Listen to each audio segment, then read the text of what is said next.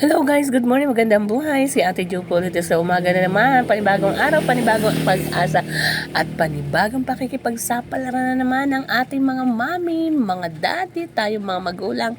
Lagi-lagi tayong nakikipagsapalaran sa bawat pagmulat ng ating mga mata. Tiyak, siguraduhin nyo ng panibago na naman mga karanasan ng ating mararanasan. So anyway guys, nakita nyo naman yung termo na yan. Napakarami kasi, kaya ayan, nilinis ko na. At si Kuya Lito kasi ay bising-bisip nagluluto. So maya-maya lamang kami ay kakain na diyan guys, kasi nga naman ako ay gutom na. At ayan na nga guys, kung napapansin ninyo, ako ay nagpalit ng damit at kanina ay basang-basa ang aking damit. So ayan guys, kumakain na kami dyan ni Kuya Lito. Habang kasi nagluluto si Kuya Lito, siya ay naglalaba, kaya siya ay ganyan nakahubad baro. Pero mamaya-maya pagkatapos namin kumain, tutuloy-tuloy niya na ang kanyang paglalaba. So sabi niya nga sa akin, bakit daw ako nakakamay? So sabi ko naman sa kanya, wag niya na akong pakialaman kasi naman.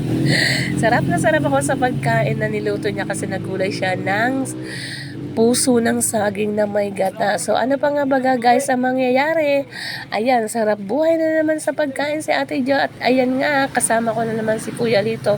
Kung napapansin ninyo, wala na naman kaming mga kasama mga anak namin, kasi ang aming mga anak ay may kanya-kanyang ginagawa na sa school. Yung iba naman ay nag-online class. So ibig sabihin talaga kami lang dalawa ni Kuya Lito ang nasa harap ng mesa. At pasensya na kayo habang bino-voice over ko kasi itong aking video na ito, at talaga namang napakaraming sasakyan dumadaan, kasi baga naman dito lang talaga naman ang bahay namin sa tabing-tabi ng kalsada. Kaya ayan, minsan pag ako'y nagvo-voice over, natatiming talaga may mga dumadaan na tricycle, jeep, motor o ano man, kaya pasensya na. So ayan, balik tayo guys. Ang sarap na ng kain namin dyan mag-asawa.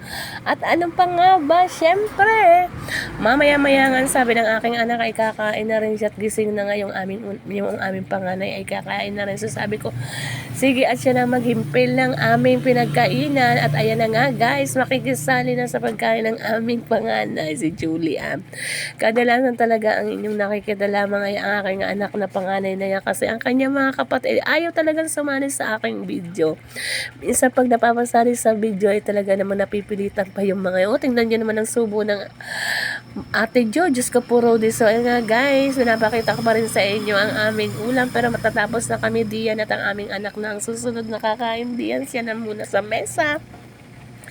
At si Kuya Lito ay tutuloy niya na ang paglalaba. Sabi nga ng aming anak diyan ay bakit daw binibidyohan, pati hindi na lamang kami ang mag-video. Pero sabi ko, saglit lang naman yan. Ayan, patawa-tawa nga lamang siya diyan. So ibig sabihin, nakikita nyo talaga yung aking anak ko yan. Siya lang talaga ang napapagusto minsan sa pagbibidyo ko.